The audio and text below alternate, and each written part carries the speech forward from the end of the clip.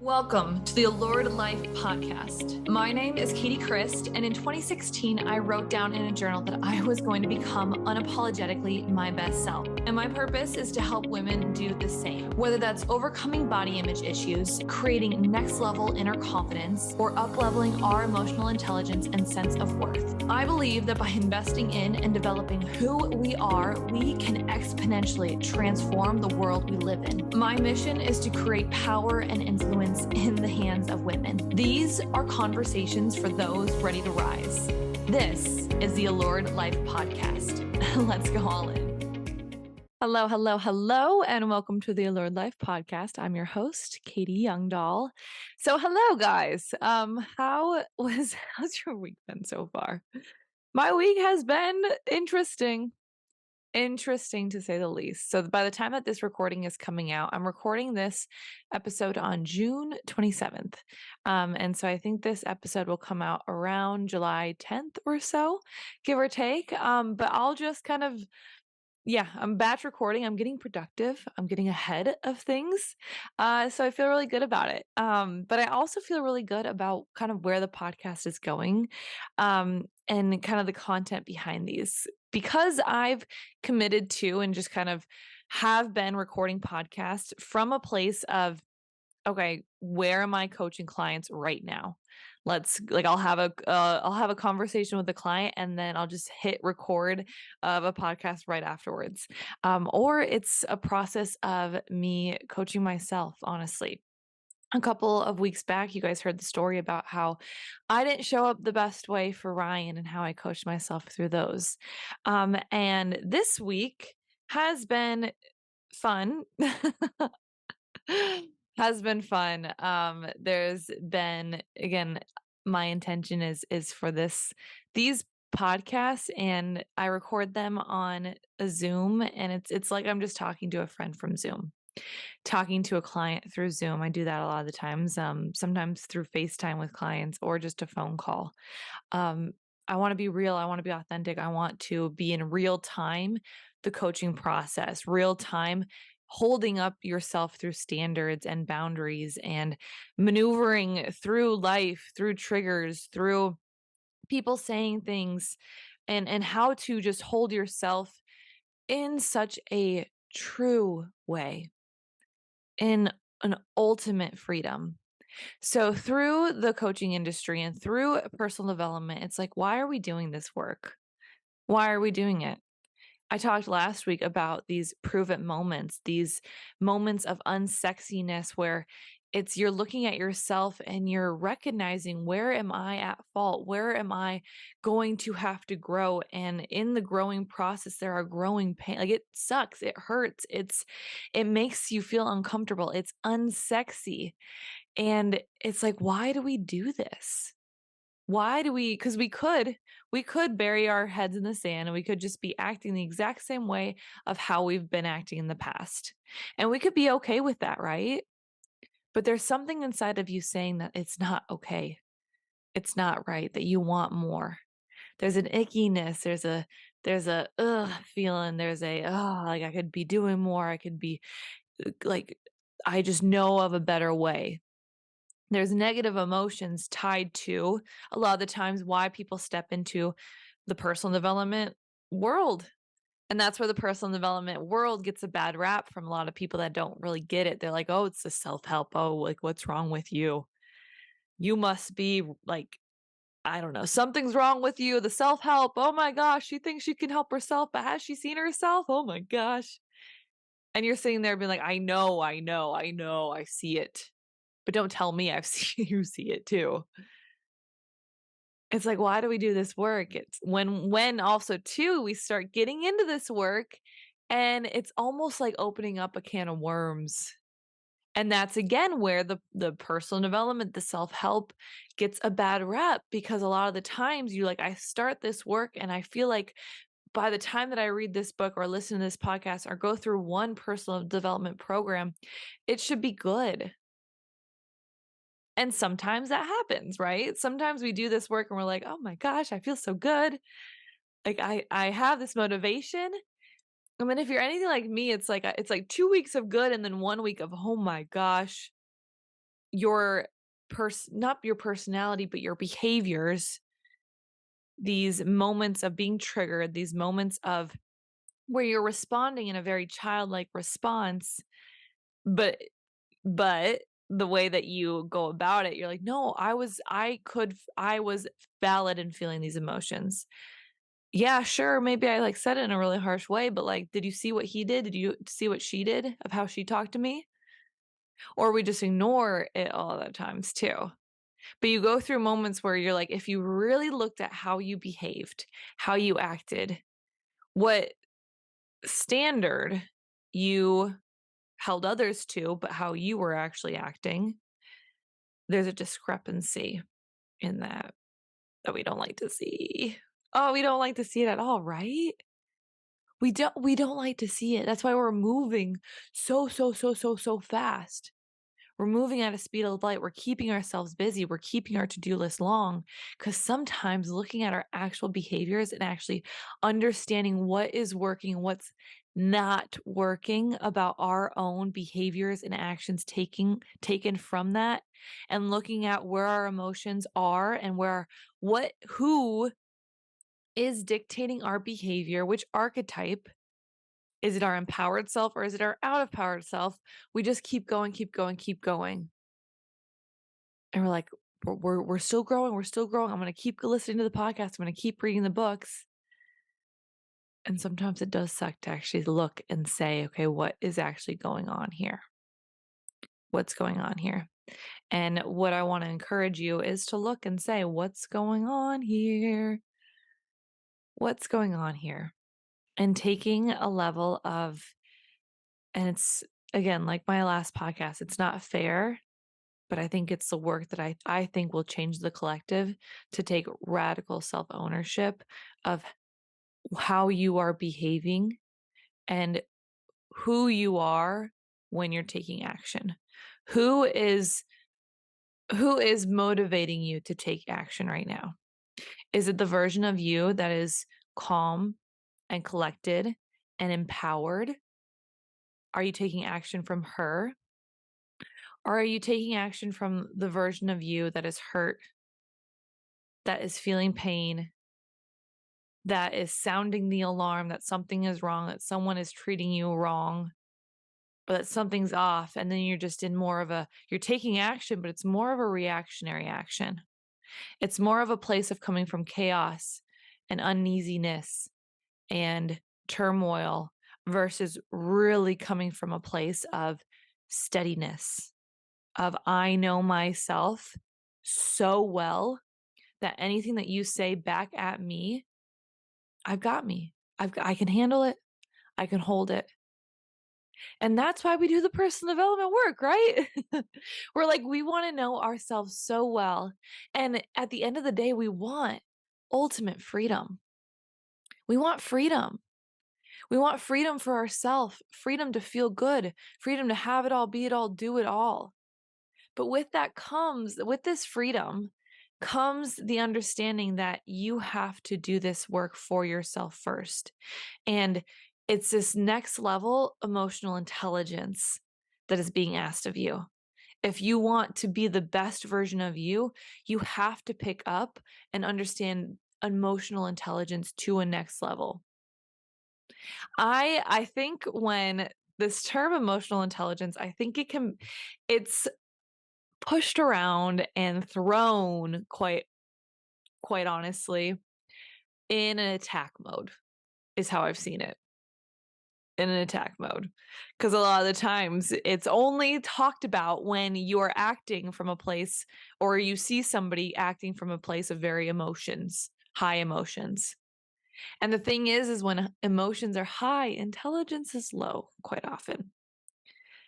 When emotions are high, intelligence is low. How many times have we been like so emotional or so just something that's triggered us, something just got us? And can you be true with yourself and be like, am I coming from a very intelligent place right now? Or when emotions are high, is that more likely when we allow ourselves to speak out a term, to act a little nasty, to just the thing a lot of the times when we're in fights or when we're in conflict, we go back and we're like, "I didn't mean it like that. I'm so sorry. That was said out of anger. That was said out of being sad. I didn't mean it." When emotions are high, intelligence is low. And I think when emotions are high, that's when people that have been kind of going through the personal development space, or when they kind of feel like they are intelligent, they will throw, "You're not being emotionally intelligent right now. You need more emotional intelligence." And how do people react with that? Are you saying I'm not smart? What is going on here? No, no, no, no. But that's what I'm seeing right now in my own personal life is when emotions are high, intelligence is low. When emotions are high, intelligence is low, and that's okay. That's okay. But what our job right now is just leaning into owning and being able to hold our emotions so that when we act, when we communicate, it's not our high emotions leading us, dictating us, directing us.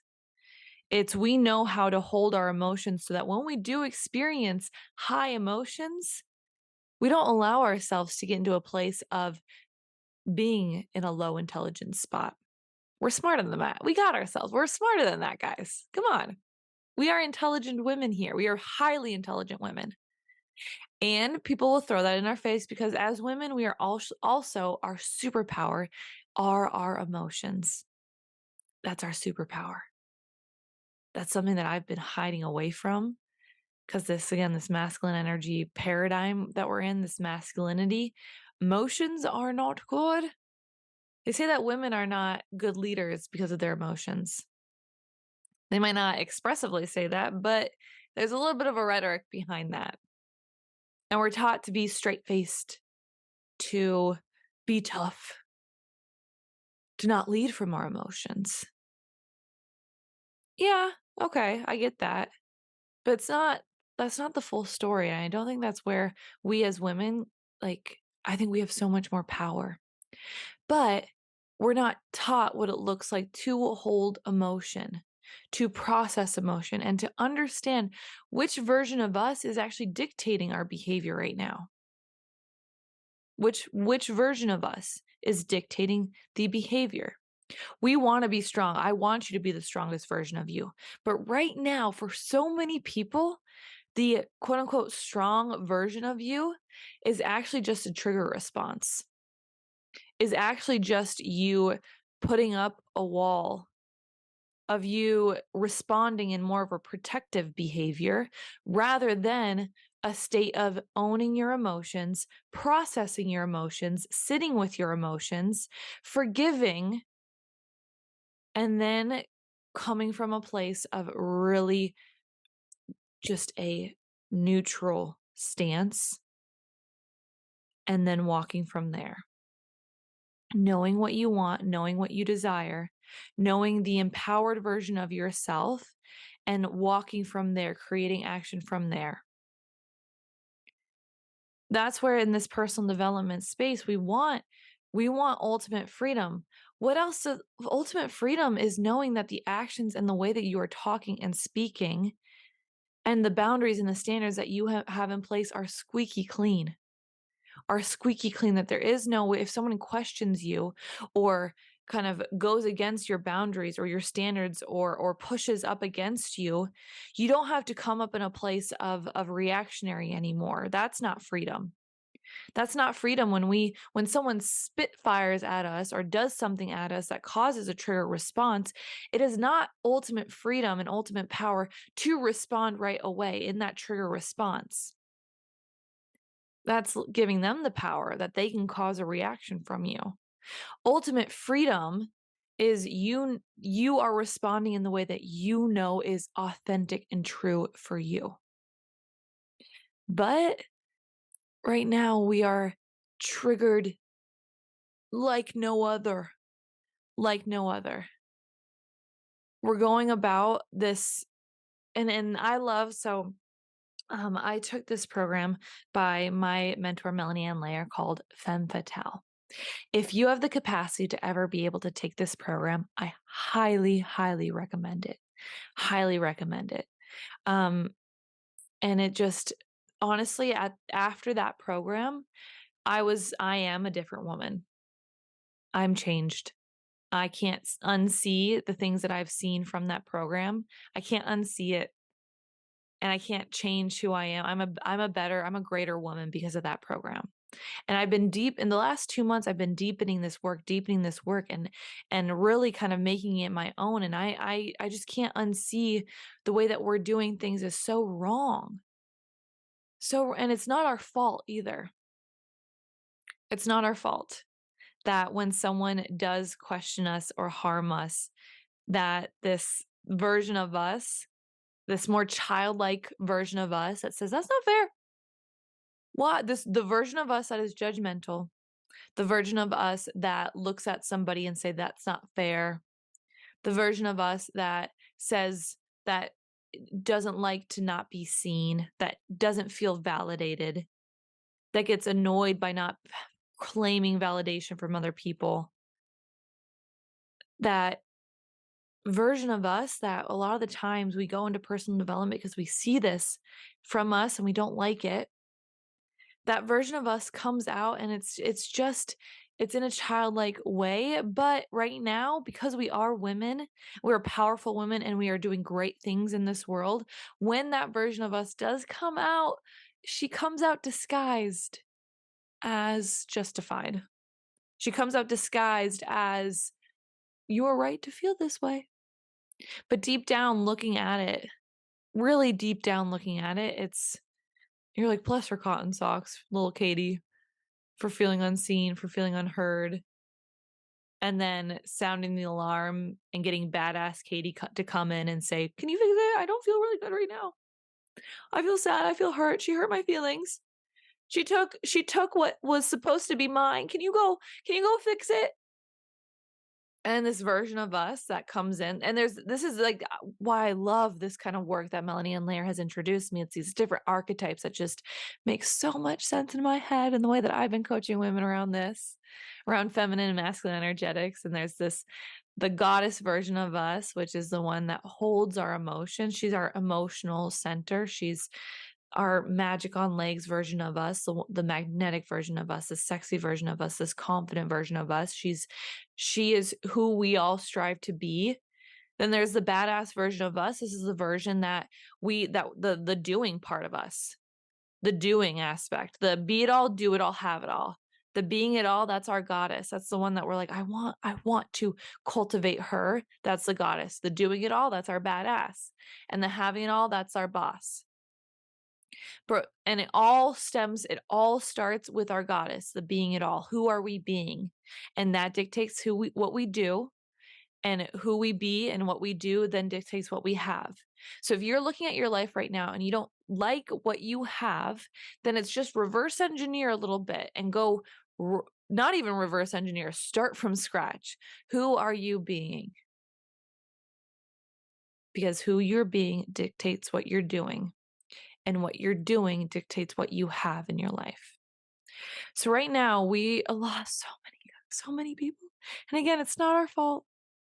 It's not our fault. We just haven't been taught that we actually have the power to hold our emotions and process our emotions. And that's what it looks like when we step into our empowered goddess version of ourselves.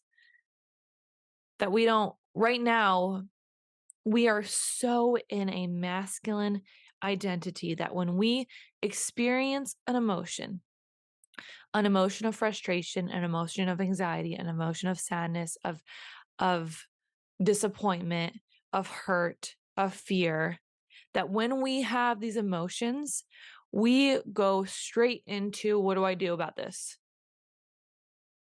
We experience this being of sad, and we go straight into doing. Straight into, okay, and then we think, well, what caused this? What happened here? What do I need to do to fix this? Our brain just goes. And the biggest thing is that our ego likes to justify, especially especially the negative emotions that we experience, we don't like to take radical self-ownership of why we are experiencing these emotions. We don't. So we take these emotions that we're feeling and our brain likes to protect us. And it's like, I don't want you to feel like you caused yourself to feel anxiety, that you caused yourself to feel frustration, that you caused yourself to feel anger. We're like, I don't like this. I don't like this emotion. It doesn't feel good in my body. And so our brain, and we've just been conditioned to feel like this. Our brain just goes into straight saying, okay, what causes, what causes, what causes, let me think about this. Let me think about this. Let me think about this. And when we add thought to an emotion, our emotion compounds. There's a beautiful quote by Melanie Ann Layer. Again, I know I talk about her so much, but I've just learned so much from her. But it's this whole process of a compounded emotion. So there's the thing that you're feeling, number one, the initial emotion that you're feeling. Then there's the thing that you're feeling about the thing that you're feeling. So there's the initial emotion. And then what we usually do is we compound emotion. By then we feel the emotion. And then there's the thing that you're feeling about the thing that you're feeling. So I feel sadness. And then I get mad at myself for feeling sadness. And I'm mad at myself for experiencing sadness. And then I'm frustrated with myself for experiencing this madness. And then it starts to compound and compound and compound. The more that we add thought to emotion, the more that it compounds. Because the thing with emotion, we want to understand why we're experiencing these emotions. We want to add thought and just add intelligence to emotions, but we can't do that. When emotions are high, intelligence is low. There is no like correlations with emotion. We don't have to. And this is the work of that I really love with empowered feminine energetics, is that when we experience emotion, we don't have to justify or put a train of thought to this emotion to say that it's okay to experience this emotion. That's what we do a lot of the times. We experience anger, we experience disappointment, we experience sadness, and then we're like, we add thought to that emotion to justify us experiencing that. When in reality, we don't have to do that. We can allow ourselves to experience this emotion, because when we experience the emotion, we actually process the emotion. That's it. Our job right now is to stop adding thought to emotion of why we're experiencing this, and instead just process the emotion. Process the emotion. How many times have we felt anger and you go and work out and you feel you release that anger through there? And then where we get this phrase of clear our head. Let me go for a walk so I can clear my head. Clear our head is just process this emotion, so that when we do take action, we're not coming from a place of cloudiness. We're not clouded by emotion. We've heard these phrases, haven't we? So much. Clear our head. You're clouded by emotion. And that's the work that we're not encouraged to do this work, right? We're just and we're not taught how to do this work. We're not taught how to do this. This is not in our high school education, in our elementary education, especially in elementary or middle school, where we're like, oh my gosh, these emotions are like ravaging in our body. We're not taught that we can just go and clear our head, that we're not wrong for experiencing these emotions. But what we are wrong from is taking action from these emotions now. As women, we've been around enough. We're not children anymore. We're not a little kid anymore. We're not a little girl anymore. So we can learn how to process our emotions, and then instead of coming from a really shaky and chaotic stance, when we take action, we come from a really grounded, centered, steady, calm state, because we're not allowing our actions, who we are being is not dictated from a being that is feeling chaotic, that's feeling triggered, that's feeling unsteady. Because again, right now we're coming from somebody will do something or we'll see something and we're like, that's not fair. Wait, I don't feel good right now. Like she made me feel really bad. She did this and she made me feel really bad. And then because that's who we are being, but it comes across as, oh my gosh, wait, the way that she just talked to me, like that made me feel really bad. That's not that I do not deserve that. It sounds intelligent when we put that voice. The way she just talked to me, like that made me feel really bad. Just change the voice. It sounds again like a 5-year-old, doesn't it? And because it's a very childlike response or childlike emotion that's happening, we then the doing that comes from us. Remember, the being is our goddess, the doing is our badass. The who we are being dictates the badass energy that comes in. When we are coming from a very out of powered version of us, this like baby goddess version of ourselves, it's not fair. But it's not fair that she is talking to me like this. It's disguised. But a lot of the times it's our baby goddess. It's just these childlike wounds that we haven't figured out how to process the best way. When we come from that, when that is who we are being, when we call the badass then, when we're like, okay, this is who I am being and this is what I want done about it. The version of us that then comes into the badass is a lot of this mothering energy. The badass is the one that does. And because our childlike version of ourselves is calling in the badass who comes in, it's the mother comes in to fix it. Because when we were little girls, that's what happened. When we were little girls, we got pushed off a swing and we said, Mom, Mom, she pushed me off the swing. Go punish her. Go do something. Help me feel better. And the mom came in, and depending on what kind of mothering behavior you're used to, either she came in and was like, okay, oh, who did this to you? Okay, let me go get her. Let me go have a talk with her. I'm going to go sit her down and tell her what's right. Or it's like, oh, it's okay. Okay. I'm going to make this better. I'm going to do this. We'll just go take care of her. There's either the meek or the very like, oh, don't mess with that, mom. And that's a lot of us, how we're reacting right now. It's a lot of it. Is we're getting emotionally triggered, and our childlike version of ourselves is the person that's just like, bless her, bless that little baby Katie. She's coming out and she's sounding the badass version of Katie to come fix it. But it comes across as very adult, like, especially too when these behaviors or these situations that are happening around us are very adult-like behaviors. They're things that have high responsibility needed, but we're still acting from a place of baby version of ourselves, childlike versions of ourselves. This isn't fair. This isn't fair. She's doing this. She looks like that. She's acting like that. Why is she doing this? And I'm not allowed to do that. She makes me feel bad. And then it's like, okay, let me go fix this. I got you. We're going to go fix this.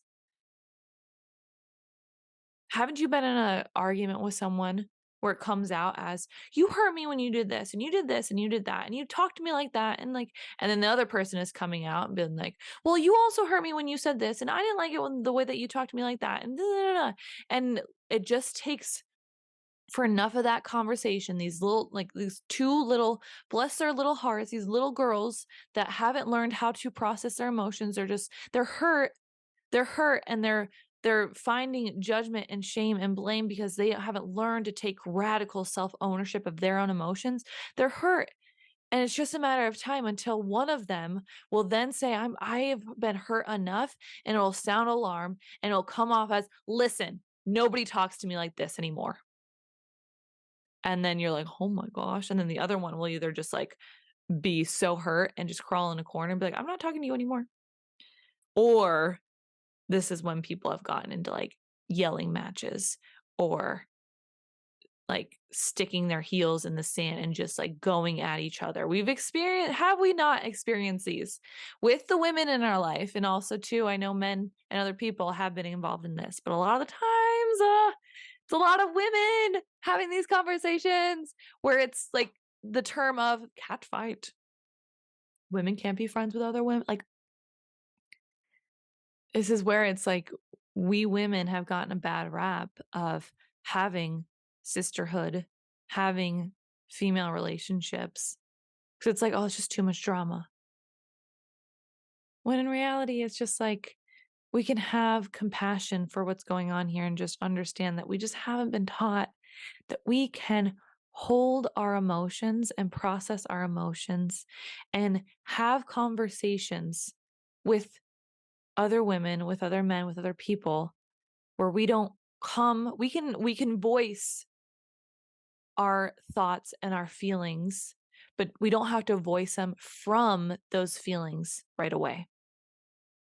Our job is to learn how to process these emotions, really make sure that we are 100% good moving forward, that we've got us, that we are 100%, our cup is filled up, that we know that we can take care of ourselves, and then we can have conversations from that stance. From that stance. Not from being like, you made me feel like this, but it can be like, I felt really hurt. But this is the next level, is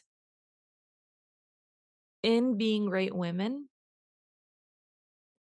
we do not shame, we do not fault, and we do not blame.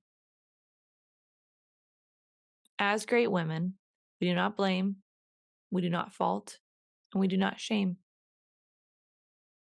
Those are the standards that we uphold ourselves.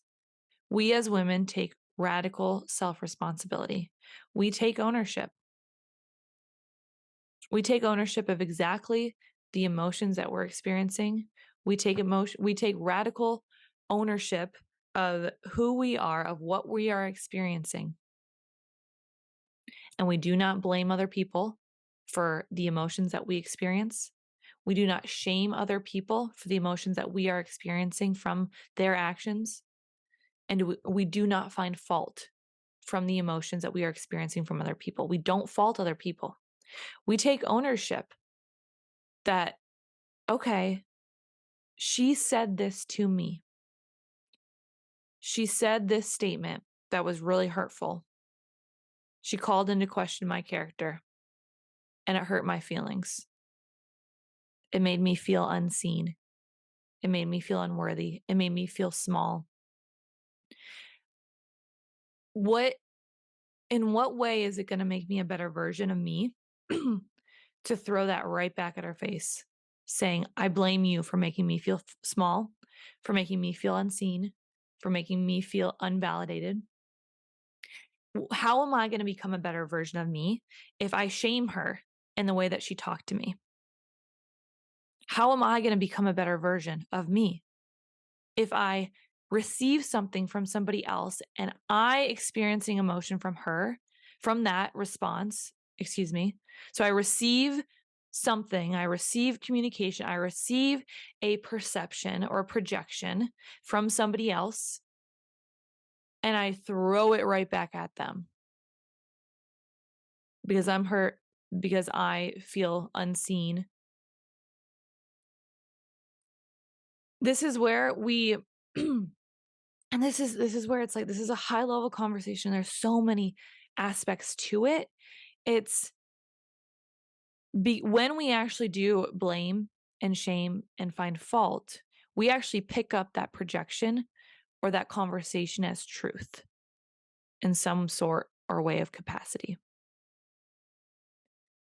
When our job actually, our standard is we no longer, because we know better, we no longer throw back shame, blame, and fault.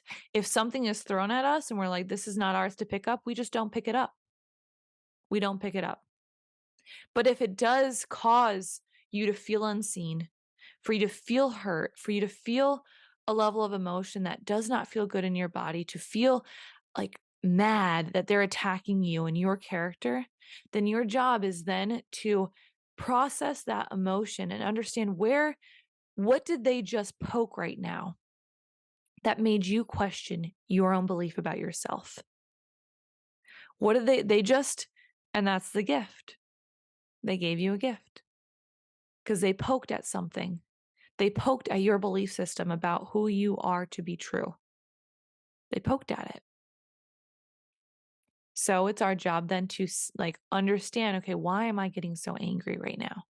What's going on here? And so much of it is to just be like, oh, this is a childlike wound that's coming up of me like feeling like I'm not worthy, that I'm not seen, that I'm not getting validated. And then you can sit there and take care of that emotion and be like, okay, it's okay. It's okay. You know that you are worthy. You know that you are seen. You know that you are valuable, and like you know that you are the one. So take care of that emotion, and then because we're in a moment of processing our emotions, then we can do what we want. Then we can sound the badass to come in. And from that standpoint, then we can have the communication. If we want to have a if we want to have a continued conversation with the person that threw something at you, then we can have the conversation of what we want to do about it moving forward. Do we want to continue having a relationship with that person? Yes or no? If it's a no, okay. Because they did something wrong towards you. That's fine. You don't have to have a continued relationship with them if there was one to begin with. And if there is a continued relationship moving forward, then because you're coming from a really, really steady place, you're not coming from a triggered state, then you talk about and you create and say, the way that you talked to me was not good, was not the right way.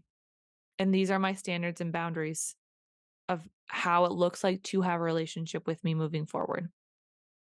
But what we're not doing is we're not doing the work to process the emotions and take ownership of these emotions that we're experiencing. We're not doing that. Because the moment somebody says something mean about us, we go right back, we blame them, we say that they're a bad person. We say that they're awful, that they don't care, that they're not compassionate, that they did you wrong. And it's just sitting there. We are then surrounded by relationships where we have our shields up, and we're just, the only time that we approach other people is to go around the shield and throw another dagger of blame, shame, or fault. No wonder we're being stagnant. No wonder relationships with women are drama filled. I mean, we're not doing this work. We're not doing this work. And it's on it's on everybody. It's on our capacity to understand that emotions are real. When you're having a discussion with someone, or when an experience is happening with someone, emotions are real, that everyone is experiencing on both sides. So those are real. Those feel real. But the actions that created those emotions are subjective. There's two sides to every story. There are two sides to every story. Every one of us is our own main character in our own story. And so when someone does something wrong to us and we're like, well, she should have known better, that same person is sitting there being like, well, she should have known better as well, too. So I'm not going to apologize to her, while we're on our side of the story saying, well, I'm not going to do anything until she apologizes to us. And then we're acting like we're all high and mighty and we're not going to talk to them. And then because they're on their side of the story, be like, well, they're acting all high and mighty, so they don't deserve an apology from me. And this is where we just get stuck, and it's infuriating, quite to be honest. Because I know that we're better than that. I know that we're better than that so much, so much. And again, this is hard. This is not easy work. And the moment that you go and start doing this stuff, you're not going to get it like that. It won't happen in a moment. It happens over time, but it happens with a lot of contemplation and self-reflection. It happens with contemplation and self-reflection. But when we are hurled with moments that would allow us contemplation and self-reflection, because it's been the norm, that when someone throws something hurtful at you, that we have the right to blame, shame, and find fault in the other person. Because we're doing that, because that's what we were taught as children. We said, okay, they did something wrong. So, oh, little Freddie, you're supposed to come and apologize. And then you're supposed to like accept their behavior, or if you did something wrong, you get punished. The real world, people don't get punished anymore, but we want that, but we don't want people to be punished. What we do want is for us to, instead of punishing the other people by throwing back blame, shame, and fault, to take that as a moment for contemplation and self-reflection, to become the better version of you. Radical self-responsibility. Everything happens for a reason. Isn't that something that's thrown around quite often? So when someone does pull into question your character or say something mean about you or put a projection onto you and you experience a negative emotion, why? If everything happens for a reason, why are you experiencing this negative emotion? Because it's a moment for you to learn that there's some holes that they're poking at and their tenderness right there. And you're like, ow, that hurts. Oh, oh, you made me hurt. Okay. Why am I hurting right here? What's going on? What's the emotion that like baby Katie is experiencing and how do I take care of her? And then we walk from that versus, oh, you hurt me. Mom, she hurt me. Can you go do something about it? And mom comes in, oh, okay, we're going to go do something about this. We're going to tell her that it's not okay for you to talk about that. We're missing the piece where we make sure that we are 100% good moving forward. And this piece makes it so that when we do this kind of work, it's ultimate freedom. It's ultimate freedom. Because when we do this work, we learn so much about ourselves. And so that when we make sure that we got ourselves, when someone does come at us, when someone says something mean, when someone says something hurtful or judges us or questions our competency or our self-worth, when they try to take something away from you, they can't. Because you have full ownership of who you are and can take care of yourself. So when they try to take something away from you, when they try to belittle you, when they try to make you smaller, they can't. They can't. Because you take care of you first. But I want to make this very, very, very, very, very clear. Very clear. Because what I've been talking about right now is emotional intelligence, and moving forward is creating boundaries and standards. And right now, you might be listening to this and be like, okay, I need to make a boundary that she won't talk to me anymore. I don't have her in my life. Like, that's not the relationship that I want to have. There's a difference between, and this is what I want you to ask, is when you say these things, is the boundary that you're putting in place right now, is that a reactionary response or is it based off of a lesson learned? Is it a reactionary response or is it based off of a lesson learned? So what do I mean by that? It's a lot of the times when we do have someone say something mean to us and our childlike response is, she hurt my feelings, I don't like that. And then our badass says, nobody talks to us like that. That's our bound. We are not talked to like that. That boundary that you put in place, that's reactionary response. It's a reactionary response. Versus someone says the same exact scenario happens, but you hold your emotion through that. And then you learn when someone takes my character out of question, or when questions my character without coming to me first, or whatever the learned lesson is for you. Or it's when someone's talking badly about me behind my back. I don't have a relationship with that person. That's a learned lesson. That's a learned lesson. So then you can create boundaries and standards and learn how to communicate that to that person that hurt you. How better would that, how more influential or impactful does that conversation go?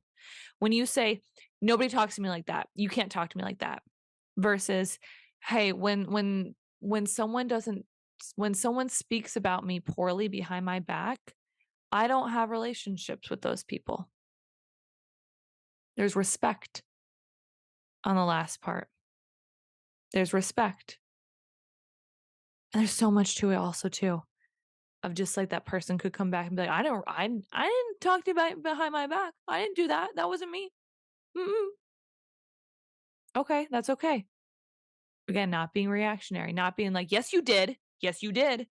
It's like, okay, but just know I don't have relationships with people that talk behind my back. So if I do find out that later on that you were talking behind my back, I will confront you and I will let you know this is the information that I do know. And moving forward, I will not have a relationship with you. Do you even just like hear or feel the difference in the tone that I'm talking about these things? And I know I'm like just making up these scenarios in my head. And I know it is so much harder to do this in real time with real emotions. But that's where it's processing these emotions and you get to communicate not from a place fueled by emotion, but from a place of this is my truth and this is what I'm like holding to be true. And this is the goddess, the version of us that processes these emotions. She wants the best for you. And with that too, she wants the best from every other person she interacts with too. She sees every version of us is doing the best that they can. Every version, everybody is doing the best that they can. So it's like, can we come with enough compassion that we pray for? That when we are walking through our life and we're like, oh, I didn't mean that. I didn't mean to say like that. Or it's like my intention was this, but it came off so wrong. This is where it's not going to be fair because we have compassion for the way that we do things. And sometimes it's really hard to see that in other people too, when they prove it time and time and time again that they're not like that whatsoever. But I promise you, once you start doing this work, it'll be so much easier. Once you actually start to see where you are coming from, your out of powered self, from your baby goddess self, from your childlike response, when you slow down and actually take contemplative moments and self-reflection moments, it's going to be so much easier to see that other people are coming from this response as well too. So then instead of just looking at every person around you as like, she sucks, she sucks, she sucks, you almost can see people and be like, oh, okay, she just hasn't processed her little child, little baby version of herself. And it's okay. And that's freedom. Where you get to walk around and be like, there's just little babies everywhere. Instead of holding on to shame, blame, and fault and seeing other people as enemies or as they're not good enough. And when we hold on to that, we then inherently, isn't that the truth? We hold that of if she could be not good, then that's where our thoughts of I could be not good too. They might not think that I'm good. So the more that we do work for ourselves and processing this for us first, for me, for you, for us, it starts to trickle down and we start to see other people in ways of compassion that we actually pray for ourselves first too. And then when we start to give more compassion, then other people experience that compassion and they start to give the compassion. And that's how the collective rises. So guys, I know this was a high level conversation. If you want more of these conversations with me, I am doing one-on-one conversation or coaching. So we can really go all in on this in the Go All In intensive. It's a 3-month one-on-one coaching experience. Or we can do a 12-month coaching experience called Iconic. So this is next level radical self-responsibility. These are the conversations that I am having with myself and my clients. And I know it's going to be good. if we take radical self-responsibility, a for me, for you, for us kind of approach. So I love you, and I hope some moment this week takes your breath away. Mwah. Hey there. Thank you so much for listening. My goal is to help as many women listening, and if this episode supported you in any way, the very best way to show your appreciation is by simply screenshotting this episode and sharing on your social media or with your friends. Or even better, drop a review on whatever platform you are listening on. Don't forget, if you are looking for any additional support, you can always reach me on Instagram at Katie Christ. See you back here next week.